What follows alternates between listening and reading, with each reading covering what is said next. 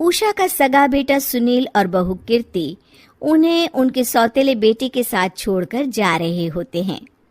बेटा, तेरी जब कमाई बढ़ जाएगी कम से कम तब तो मुझे तू लेने आ जाना।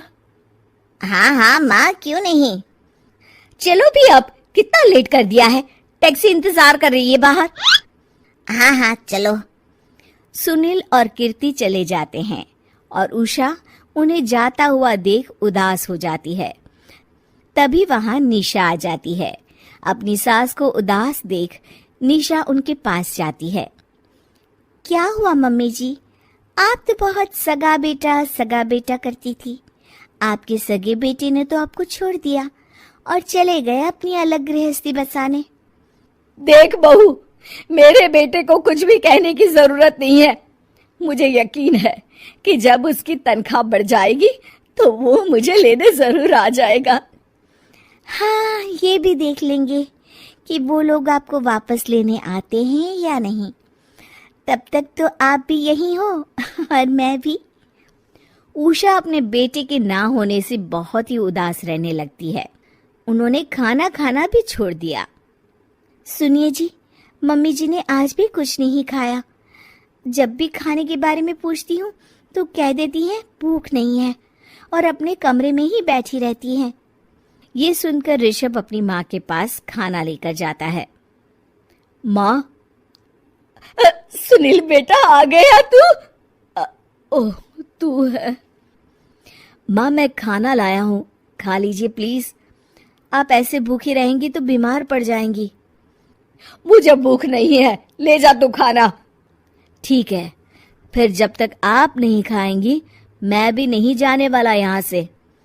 अरे तू क्यों जिद करता है? कहा ना मुझे भूख नहीं है। अरे मम्मी जी, आप खा भी लीजिए ना, ये कितने प्यार से आपको खिला रहे हैं, उसकी तो कदर कर लीजिए कम से कम। अरे तू क्यों बीच में हमेशा अपनी टांग अड़ाती है? ठीक है, लाओ दे दो। कम से कम खाने के बाद तुम दोनों तो इस कमरे से जाओगे। उषा खाना खा लेती है और ऋषभ और निशा ये देखकर खुश हो जाते हैं। चलो, कम से कम माँ ने खाना तो खा लिया। उषा एक दिन सुनील को फोन मिलाती है। हेलो बेटा सुनील, तू घर मिलने आ जाना बहू को लेकर। कितने दिन हो गए, बहुत मन कर रहा है मेरा। हाँ हाँ ठीक है माँ, ऑफिस में बहुत काम है, टाइम मिला तो आ जाऊंगा। सुनील फोन काट देता है। हेलो हेलो सुनील बेटा। सुनील की बात सुनकर उषा उदास हो जाती है। तभी वहां ऋषभ आ जाता है। माँ, ये देखो, मैं जलेबी लाया हूँ तुम्हारे लिए, तुम्हें बहुत पसंद है ना? उषा जलेबी देखकर बहुत खुश हो जाती है। अरे वाह, जलेबी ला दे। उषा जलेबियां खा रही होती है और ऋषभ अपने कमरे में चला जाता है। देखा मम्मी जी, आपका ये कितना ख्याल रखते हैं, और प्यार सगे और सौतेले से नहीं आंका जा सकता। आपको उदास देखकर ये आपके लिए तुरंत जलेबी ले आए, यही तो प्यार होता है। ये कहकर निशा वहां से चली जाती है और उषा सोचने लगती है, शायद तू ठीक कह रही है बहू।